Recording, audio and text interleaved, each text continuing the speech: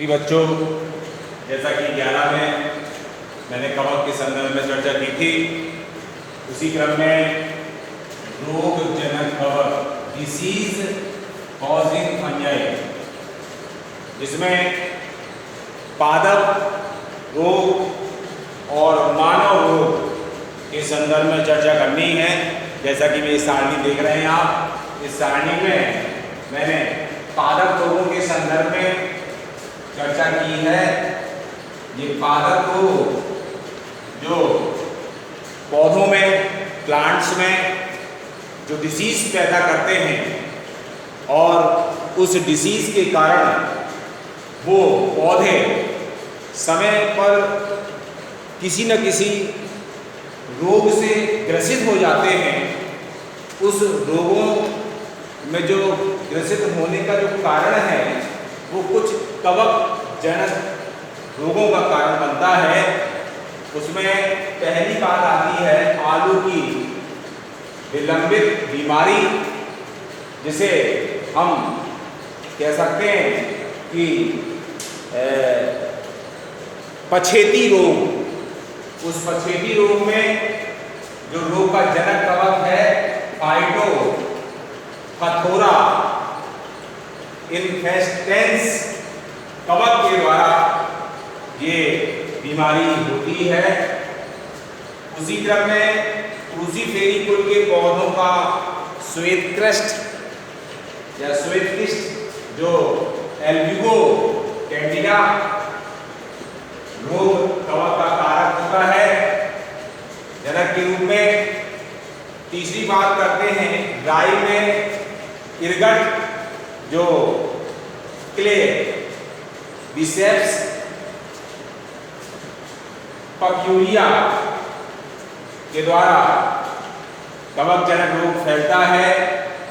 चौथा है गेहूं का स्लगकंड ऑस्ट्रेलेगो इटिसाइन।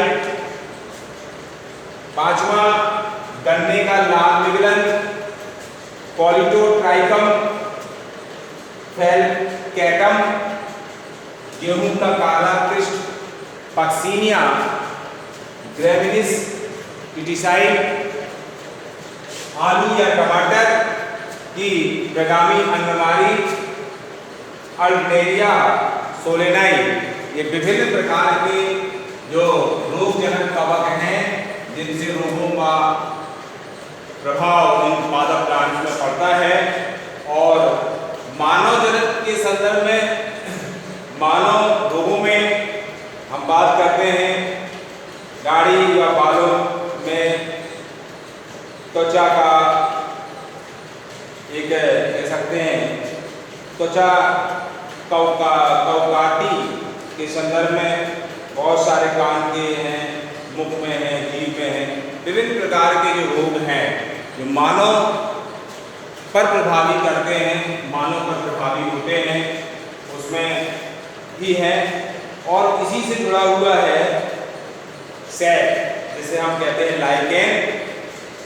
और उसी क्रम में आगे बढ़ते हुए लाइकेन में जो सैक अथवा हम कह सकते हैं लाइकेन, सैक का दूसरा शब्द है लाइकेन, जिसमें इस प्रकार के मिश्र जीव आते हैं जो कि एक कवक एस्कोमाइसीटीज अथवा बेसिडोमाइसीटीज तथा शैवाल साइनोबैक्टीरिया की एक या दो जातियों के साहचर्य के परिणाम स्वरूप बनते हैं और ये लाइकेन का निर्माण करते हैं।